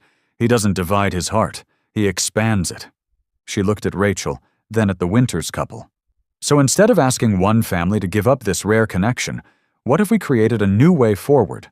One where both families share Zoo, a custom schedule built around the girls' needs, a shared model, founded on trust, understanding, and love. The room was silent. Only Zoo's steady breathing filled the space, and the quiet crinkle of cloth in Rachel's hand. She was gripping the old lavender scarf, eyes glistening. "Share a dog?" Mr. Winters asked, not doubtful, but genuinely wondering. "Is that even possible?" Grace nodded. "There are therapy programs in Houston that have started testing it. Dogs rotate between households, not as a trade-off of affection, but to build a web of connection. And I confirmed this morning, Zoo is Luna's pup, the therapy dog who helped Isabella heal. Maybe that instinct is inherited, and maybe Zoo was born to do this." Rachel was quiet. Her gaze shifted to her daughter, then to Sophie, and what surprised her was that Isabella wasn't retreating. She was talking now, sharing stories about her favorite games, about dreaming of Zoo sitting beside her while she read. Sophie listened in silence, then gently spoke of her memories, of rainy afternoons in the garden, with Zoo's head on her lap as she whispered secrets no one else knew. They were sharing, naturally, without walls, without jealousy. And Zoo, as always, lay between the two of them, a living bridge between two worlds. In the end, it was Zoo's gaze that made everyone nod. When Grace stepped forward, stroked his head, and softly asked, "Zoo, are you ready?" He opened his eyes, looked at her, then turned to Rachel, then to the Winters, and finally laid his head back down on the old rope toy. A message clearer than words. He didn't want to be chosen. He wanted to stay, with both, to hold memory and move forward with the present. Perhaps sometimes, the right answer isn't about who deserves more, but how wide a heart can open to make room for everyone. And Zoo's heart had no borders, only pathways, connecting memory, the present, and the future, where all wounds had the chance to heal, not through separation, but through gentle connection. Since the day both families agreed to Grace's proposal, a new rhythm began to form around Zoo. He no longer belonged to just one home. He became the soft thread weaving together two seemingly different households. Scheduled visits became routine, and afternoons with both Sophie and Isabella walking Zoo together turned into a familiar joy. Peace and hope flowed like a wordless melody, woven from trusting eyes, small hands brushing fur, and laughter that had never before echoed through rooms once filled only with silence. But even the most beautiful rhythm can hit a wrong note. That afternoon, the city park was bathed in soft sunlight. A light breeze rustled the leaves above, humming like a lullaby. Rachel brought Isabella to their usual meeting spot, where the Winters family was already seated under the shade of a large oak tree. The group lounged on a picnic blanket, chatting and laughing about how Zoo had learned to nudge open doors with his nose, and their plans to build a corner in both houses for him, complete with 2 pillows, 2 bowls, and a picture frame labeled "Double Home." Zoo lay peacefully, head resting between the girl's legs, eyes half closed, as if floating in the warmth of 2 familiar heartbeats. It was a perfect afternoon, until the sound of a bicycle bell rang from behind. A boy, around 9 years old, pedaled fast, trying to catch up to his friends. Whether distracted by the crowded park or thrown off by the uneven grass, his bike veered sharply toward where Zoo was lying. Though he slammed on the brakes, the front wheel lightly clipped Zoo's shoulder before stopping. The bump wasn't hard, just enough to jolt Zoo upright, his paw slightly limping, ears flattening instinctively. But to Isabella, the moment tore through her like a sudden blade, shattering the fragile shield she had only just learned to rebuild. Her eyes widened, lips trembled, and then she let out a high, piercing cry. She lunged toward Zoo, wrapping her arms around his neck, sobbing uncontrollably. Rachel, driven by the instincts of a mother who had seen her daughter struggle between trauma and healing, rushed forward. She pulled Isabella toward her, voice sharp with both fear and frustration. "She's panicking. I told you, we need to keep Zoo under constant watch." Her eyes turned to the Winters family, who were approaching with bewildered concern. "How could you not be paying attention? Why were you so careless?" Mr. Winters opened his mouth to speak, but his wife gently touched his arm, her voice trembling. "We're so sorry. We didn't see the boy coming. He came from behind." Sophie stood frozen, gripping Zoo's leash tightly. She looked at Rachel, not with fear, but with deep hurt. She seemed about to say something, but only lowered her head, glancing at Isabella still crying in her mother's embrace. Zoo whimpered softly, a sound like breath held in too long. He limped between the two groups, gaze dimming. He seemed to sense the fracture forming in the space he once held together. No one said anything more. The laughter was gone. The sunlight faded. What was once a moment of harmony now echoed with a quiet tension. Rachel picked Isabella up, held her close, and without looking back, murmured to Grace, "I think we need to reconsider. Maybe this model was too ideal." Then she walked away. Behind her, Sophie quietly sat beside Zoo. She stroked his shoulder and whispered something no one else could hear. But in her eyes, the light that had slowly begun to return, now dimmed again, pulled back into the shadow of a loss that had no name. Grace stood between the two halves, her heart stretched thin. A minor accident, seemingly insignificant, had cracked something wide open. Some things feel solid until the smallest fracture shakes them. But that doubt isn't the end. It's a test, to see what truly holds. And sometimes, only after something slips do we begin to listen more closely to each other's hearts. After the tearful afternoon at the park, the atmosphere between the two families grew heavy, like a sky before an unannounced storm. Rachel hardly let Zoo out of her sight. Sophie no longer arrived at the center punctually as before. Grace, though still smiling when others inquired, harbored countless unresolved questions within. She understood that Zoo wasn't seriously injured, and that Isabella had calmed down after a long night in her mother's arms, but she knew the deepest wounds often aren't visible on the skin. To ease the tension, Grace decided to proceed with the community therapy session she had planned weeks prior. The session was held at a special care center for children facing challenges in communication and emotional development. Though Rachel hesitated, she eventually agreed to let Zoo participate, on the condition that someone would closely monitor him. The Winters couple were absent. However, Sophie had her sister send Zoo a small handkerchief embroidered with her name, neatly folded in the side pocket of his food bag. That morning, the center was busier than usual. Children with diverse personalities and expressions, some alert, others distant, entered the communal area one by one. Grace gently led Zoo through the space, each step deliberate, as if she were guiding a steady heartbeat into a room filled with uneven rhythms. Zoo maintained his familiar calm demeanor. No barking, no rushing forward. Just wide, observant eyes, then settling beside a soft rug in a corner where the light streamed in just right. Children approached gradually. Some sat down, others watched from afar. But Zoo remained patient. He didn't demand attention. He simply waited, ready to be approached on their terms. Then Liam entered, a 7-year-old boy with tousled hair, always clutching an old Rubik's Cube, and never making eye contact with anyone except his mother.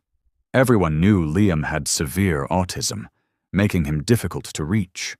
His mother followed closely behind, hands trembling, as if each of his steps required her to suppress an unnamed fear. Liam paused upon seeing Zoo. His eyes widened, but he didn't turn away as usual. He didn't scream, withdraw, or panic. Grace instinctively held her breath. She looked at Zoo, who remained still, tail unmoving, eyes fixed gently on Liam, a gaze so calm and understanding it seemed to anticipate the boy's thoughts. Liam took another step forward, still holding his Rubik's Cube, eyes never leaving Zoo.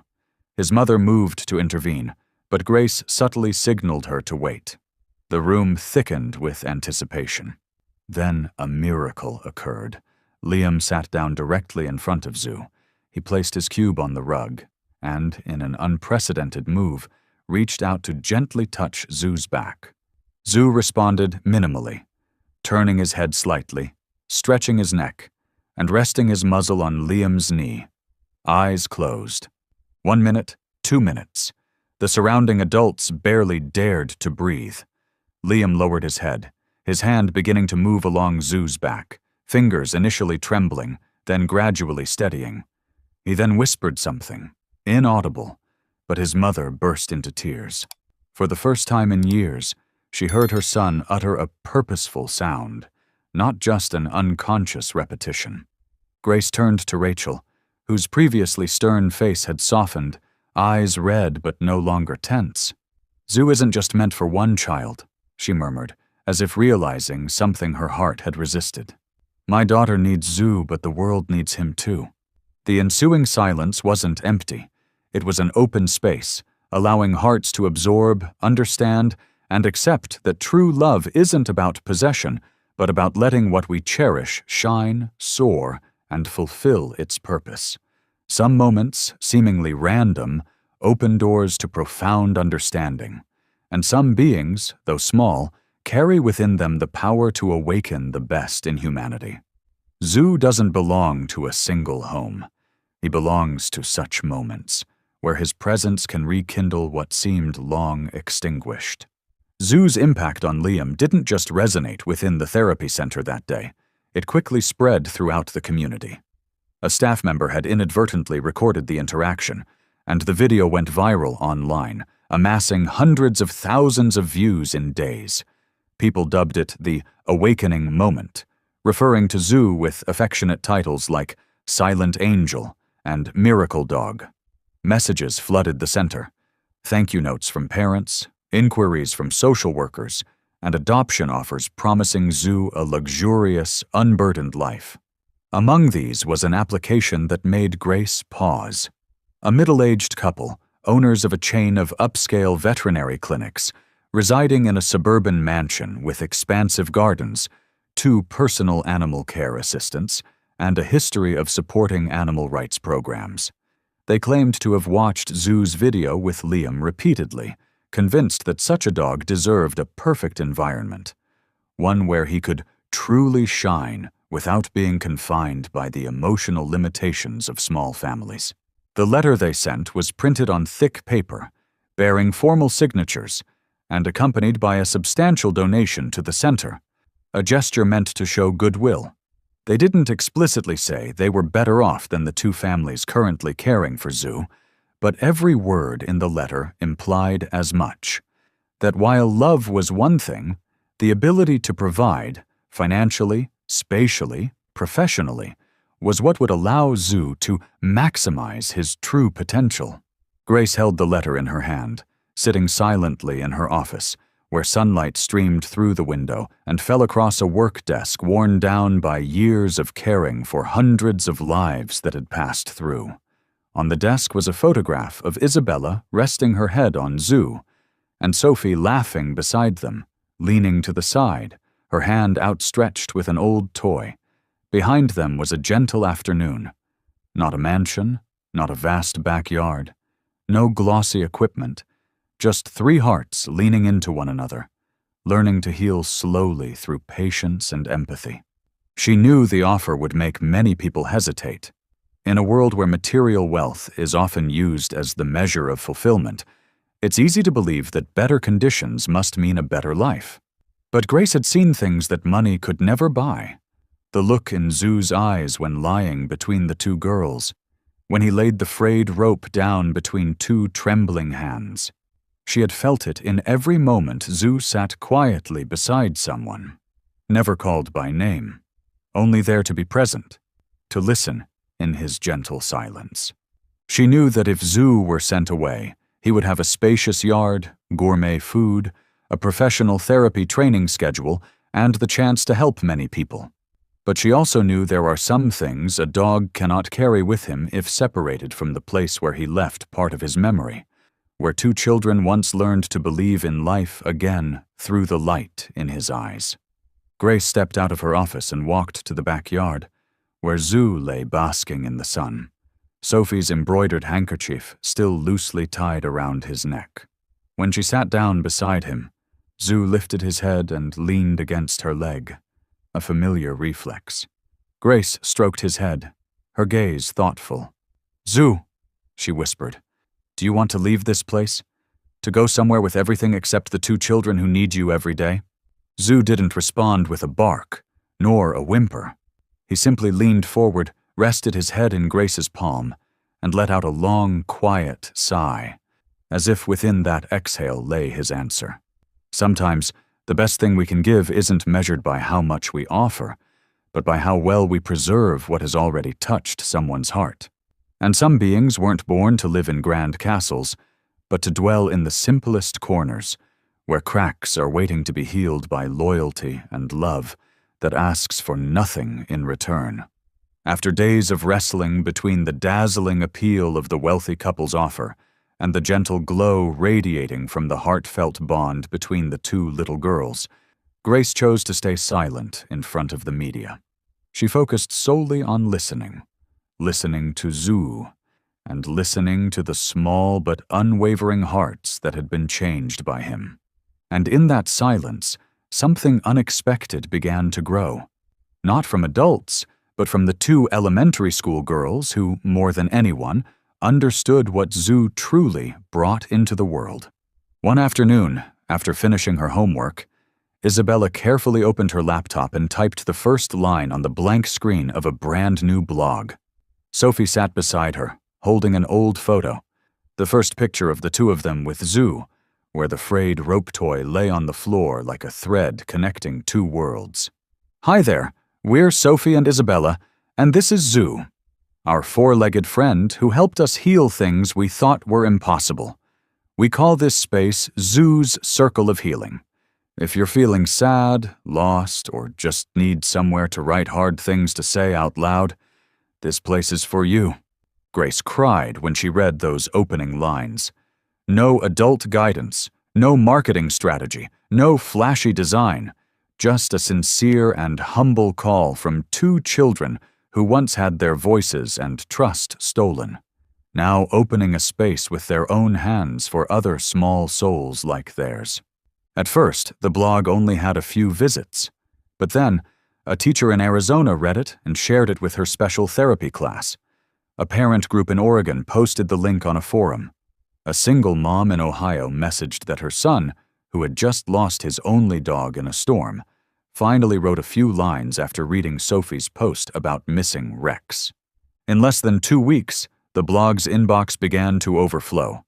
Letters came in with trembling subject lines. "I don't know where to start. I thought no one understood me. I wish I had a dog like Zoo." Some kids sent drawings. Some wrote just a single line. "I miss Mom." But they all had one thing in common. They believed Zoo would understand. Sophie and Isabella didn't just read the messages.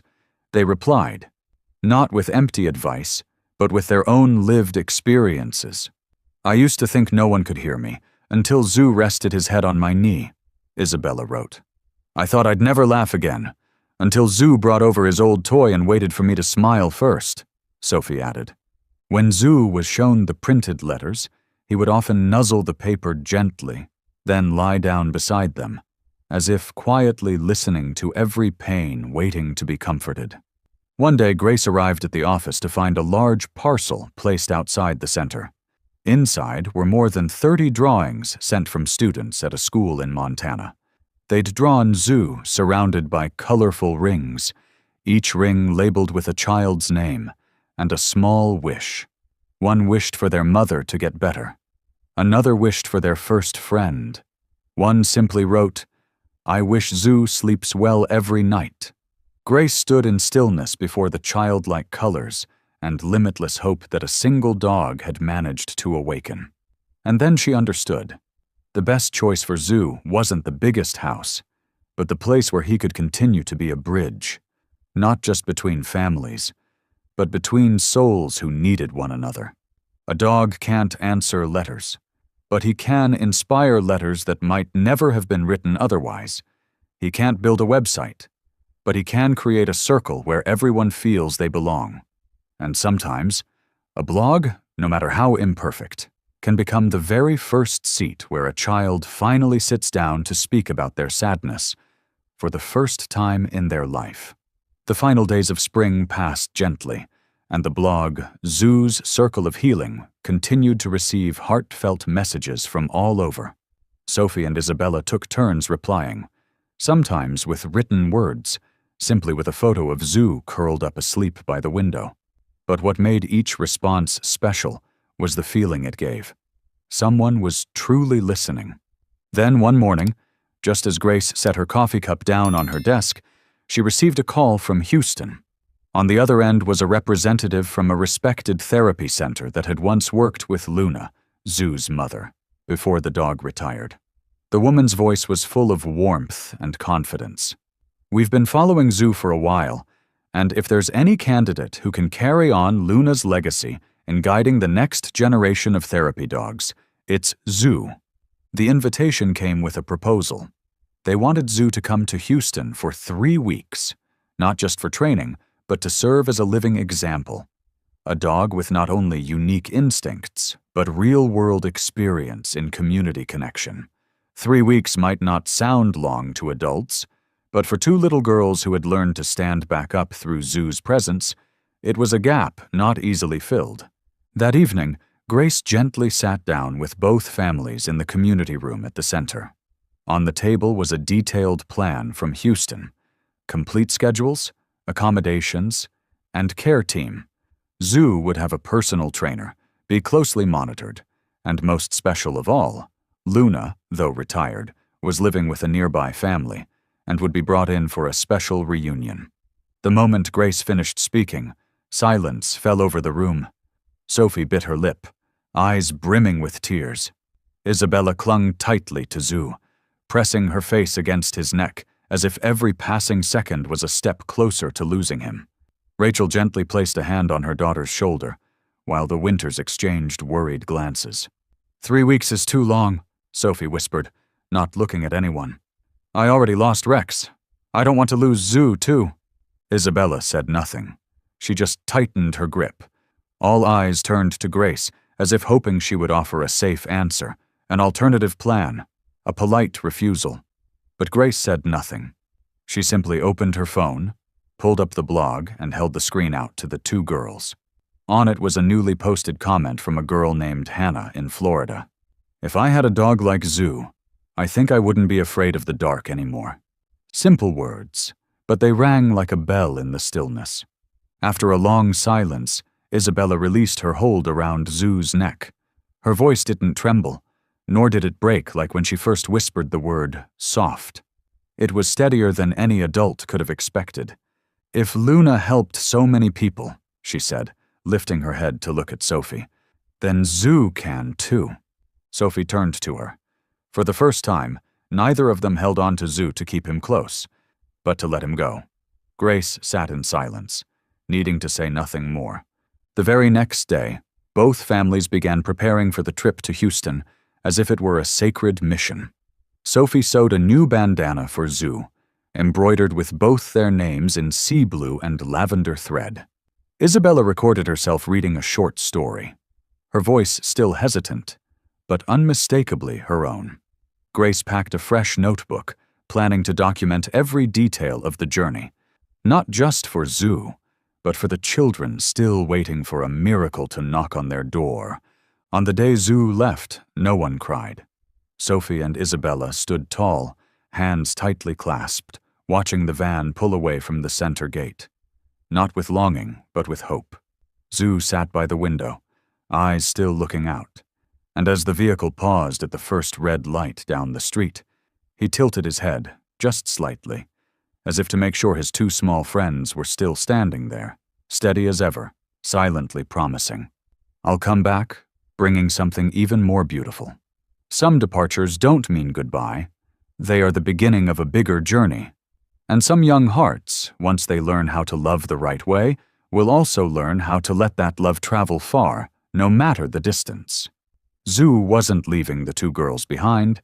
He was simply carrying their friendship further, to places their little hands couldn't yet reach, but where their hearts were already calling his name. The first days in Houston passed quietly and attentively.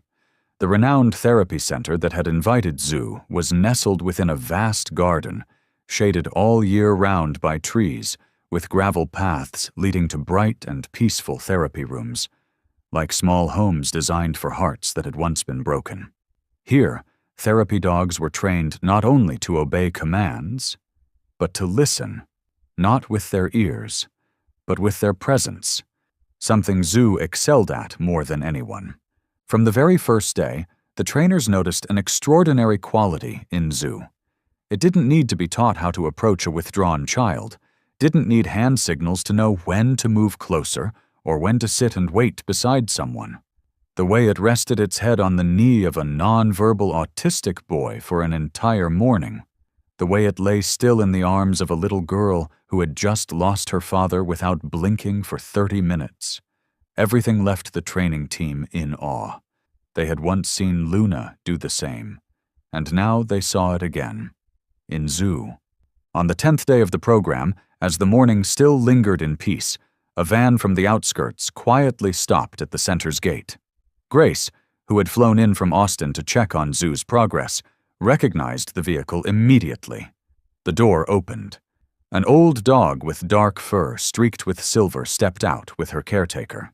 Though her steps were slow and her back slightly curved, her eyes carried an unmistakable calm. It was Luna. At that moment, Zoo was sitting under a tree with a group of children. Its eyes suddenly lifted. Then it stood up.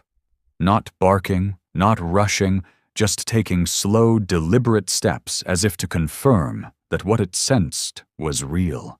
When the two dogs locked eyes, the entire garden fell silent.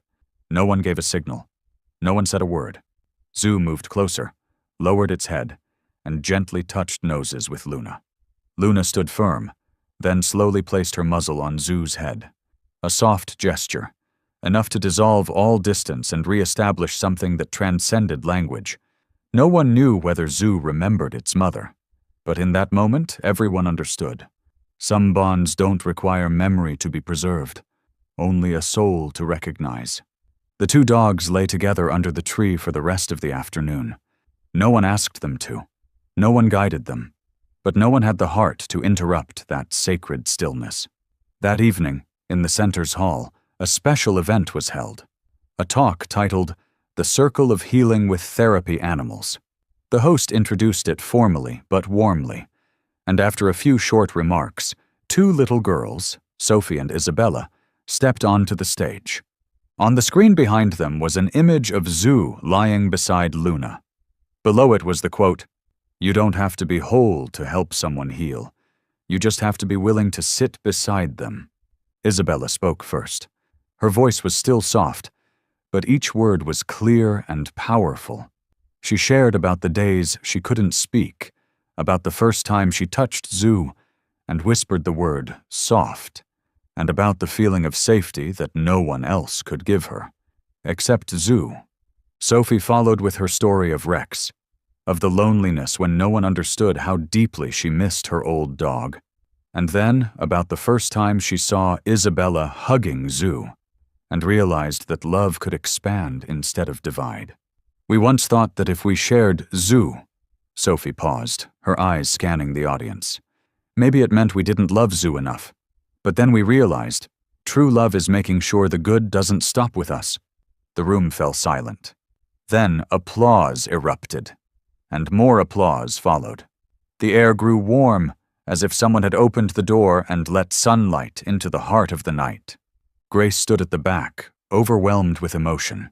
She had never seen Zoo explained better than this, not with statistics, not with training records, but through the very children who had once been wounded and now carried light. Some reunions aren't just about seeing each other again. They are the continuation of a sacred journey. When Luna rested her muzzle on her daughter's head, as if passing on her mission, it was also the moment Sophie and Isabella laid down the first lines for a new generation of healing. And Zoo, not just Luna's pupil, but a symbol of something miraculous. Love does not diminish when shared. It multiplies, quietly, persistently, and deeper than anything else. A year had passed since that fateful moment in Houston, when Zoo and Luna lay side by side beneath the tree, like two gateways connecting two generations of healing. And now, with spring returning once again, the Austin Rescue Center had taken on an entirely new spirit. No longer a place associated with separation or sorrow, it had become a destination for miraculous connections. A place where forgotten stories found new chapters through the warm, watchful eyes of a quiet dog. That day, the energy was vibrant from early morning. Small tents were set up across the yard, showcasing photos, crafts, and handwritten letters from hundreds of children who had been inspired by Zoo. Hanging across the large gate was a gentle message: healing hearts. Healing is not a destination. It's a journey of hearts willing to share. On the modest wooden stage, beneath the sunlit awning, two girls stood tall, holding microphones with the kind of courage only a year of transformation could bring. Sophie, now confident and radiant, and Isabella, still gentle, but her voice now steady and clear like the melody of early spring. Between them, Zoo lay peacefully, his head cradled in their small hands, eyes half closed as if he were listening, not needing to do anything, just be present. Isabella spoke first, smiling softly. We used to think Zoo was our dog, but then Zoo taught us that the most precious things in life aren't meant to be kept. They're meant to be shared. Sophie followed, her eyes glowing with pride. We shared Zoo, and then Zoo helped us share ourselves, the sadness, the joy, and all the things we didn't know how to say before. The outdoor audience fell silent, as if making room for the whisper of two hearts that had once been broken, and it was that very vulnerability that gave their words such power. They spoke about the blog, Zoo's Circle of Healing, now home to over 10,000 young members across the country, each week bringing new stories, drawings, poems, and voice recordings about loneliness, healing, and the smallest of dreams. Rachel and Mrs. Winters sat in the front row, hands intertwined like old friends who had become true allies. They once struggled to name the differences, once hesitated to share what they loved most. But today, they stood as living proof of the program's message. Love isn't a battle to win. It's a circle, open for anyone to step in. To the left of the stage, a large photo had been displayed. Zoo and Luna, lying beside each other beneath the same Houston tree. Below it were hundreds of children's signatures, each one a testament that love had touched them, that even the smallest presence could be the key to an entire world of peace. As the event neared its end, Grace stepped onto the stage and placed her hand gently on Zoo's head. She couldn't hide the emotion in her eyes now glistening as she looked out at the crowd, no longer just parents and volunteers, but therapists, educators, and social workers from across the state. Zoo was once a dog left behind, Grace began. Back then, he didn't bark, he didn't run. He just looked, his eyes asking a question without words. "Does anyone see me?" She paused, her hand still resting on Zoo's back. And today, that answer didn't come from just one person. It came from thousands. Love doesn't have to hold tight to be real. Some love only grows stronger when we choose to share it. Applause filled the space, not just loud, but meaningful. What resonated most wasn't the sound, but the glances exchanged, the nods, the quiet smiles. Children held each other's hands. Grown-ups, for the first time, believed that sharing didn't mean losing. Zoo didn't get up. He stayed still, like a small, steady bridge connecting hearts. But his tail wagged gently. And in that exact moment, the two girls, Sophie and Isabella, leaned in together and wrapped their arms around Zoo. There was no need for a closing line. This journey didn't have an ending. It simply kept unfolding, like an ever-widening circle, spreading through each touch, each whisper, each shared moment of empathy. Zoo was never meant to belong to just one family. He belongs to anyone with a heart open enough to love. And with every embrace that makes room for someone else, love doesn't fade. It multiplies, like a circle that never truly closes. Maybe Zoo never knew he was special. He simply followed what his heart told him. To lie beside a child when she cried, to place an old toy between two trembling hands, or to stay, even after being left behind. But it was exactly from those simple, quiet acts that a circle of love was formed, not beginning with a miracle, nor ending with one, but with hands reaching out to meet, with eyes that recognize each other, and with hearts that once ached, now knowing they are not alone. And what about you? Have you ever met a dog who changed your heart? Share your story in the comments below, because maybe, just maybe, what you write today might heal someone out there.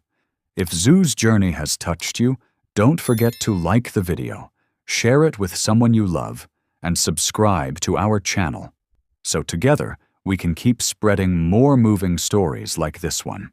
Stories where kindness, compassion, and the quiet magic of connection still live on.